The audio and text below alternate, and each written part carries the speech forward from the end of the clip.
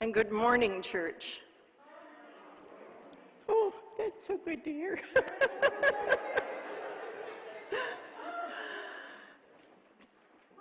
Friends, for over 100 years, we have been taking time each year to pause in a moment of silence, as we did this morning, to honor and remember the men and women who have served and who continue to serve during times of war and conflict and peace. In Canada alone, we remember more than 2,300,000 Canadians who served throughout our nation's history, and more than 118,000 who sacrificed their lives. Our chancel is beautifully decorated this morning with poppies and some of my father's medals and his dress uniform from World War II. Lancaster bomber pilot James L. Brown and his crew of 7 were stationed in England during the war. Every time they were called out on a night bombing mission, they never knew whether they would return safely or not. Thankfully, he did come home. I was born a few years later.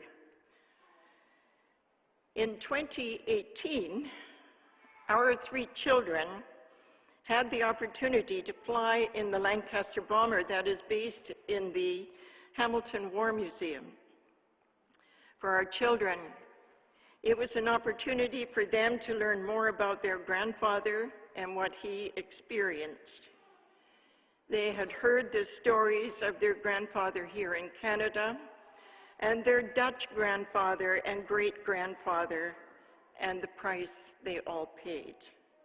And I pray that they pass on what they have learned to their children, lest we forget. Jan arrived home last night. That was very exciting. Very tired. But although countries are opening up, he has discovered that travel is not easy. The COVID testing requirements are rigid, and I, for one, am incredibly thankful. The pandemic is not over yet. A stark reminder for us is that there were 563 new cases in Ontario, right here, and 5 deaths just on Friday. We are all longing for everyone to be able to see our connection to one another and our responsibility to each other's well-being. Thankfully, vaccines are on the horizon for children, and booster shots are now available for those over 70. Our present continues to be interrupted by this virus, and at times it has felt like we have been wandering in Monica's desert, and we do not know when or where it will end.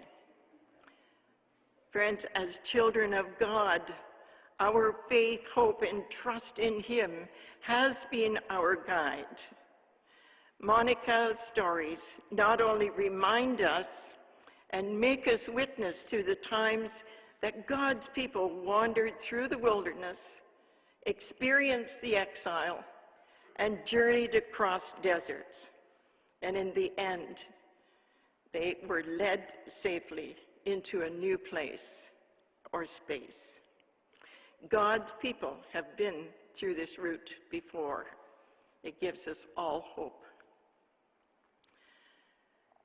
It's time for cake at Erwin's house to celebrate his birthday tomorrow. So happy birthday, Erwin. And Greg and Emma will be celebrating an anniversary on November the 13th. So we wish them a special year too. In your personal prayers this week, please pray for healing for Betty, who is in the Oakville Hospital, and Diane, who is in Credit Valley Hospital. We're thankful that Sheena is back home and recovering. We continue to pray for her and pray for others who are really struggling at this point. Some are waiting for surgeries.